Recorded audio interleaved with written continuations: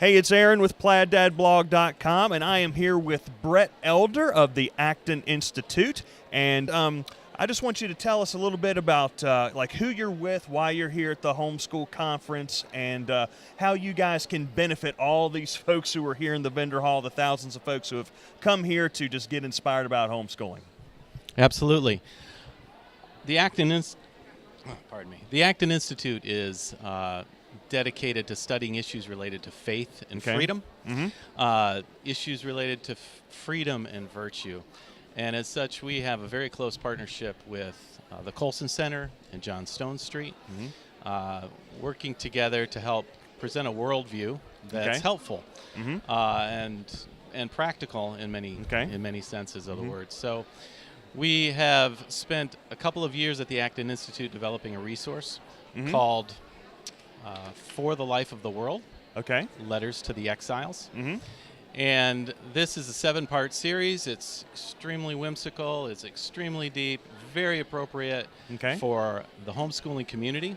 And it asks and answers, or at least dives into the fundamental question, what is our salvation actually for? So once we're saved, what then are we called to be about?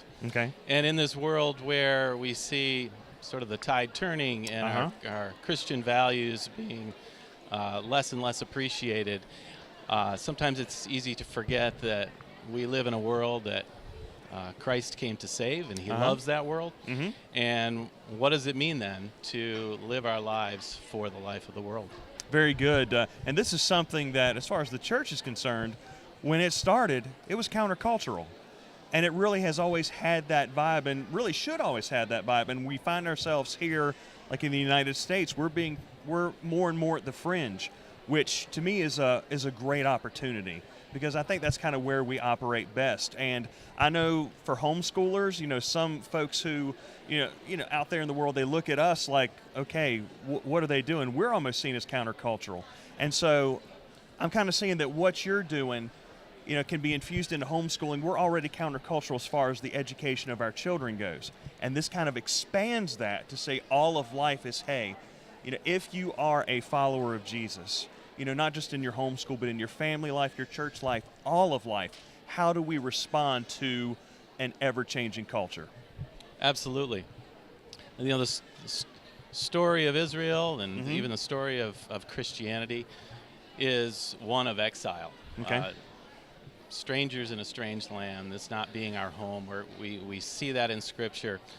Those of us who live in the United States really don't feel that. It's not that it's not true that we are still strangers in a strange land, but in essence, we are exiles.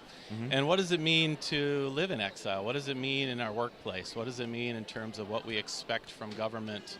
What does it mean when what we expect from education and the idea of wisdom, and what about wonder and the arts? All of those things have ramifications, and we look at things through a slightly different lens when we understand we're called to be a part of those economies of God,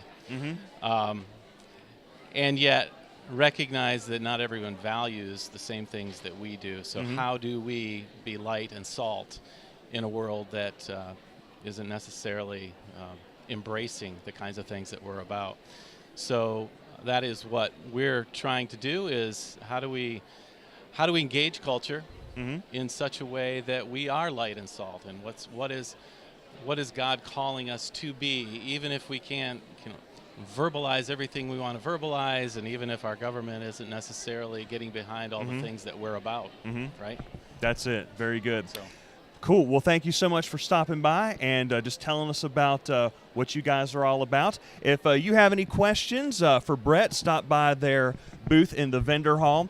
Make sure that you like and share this video on Facebook. You can retweet it. Stop by our site, PlaidDadBlog.com, for more content. And again, thanks for stopping by and hanging out with us, and we will see you around the conference.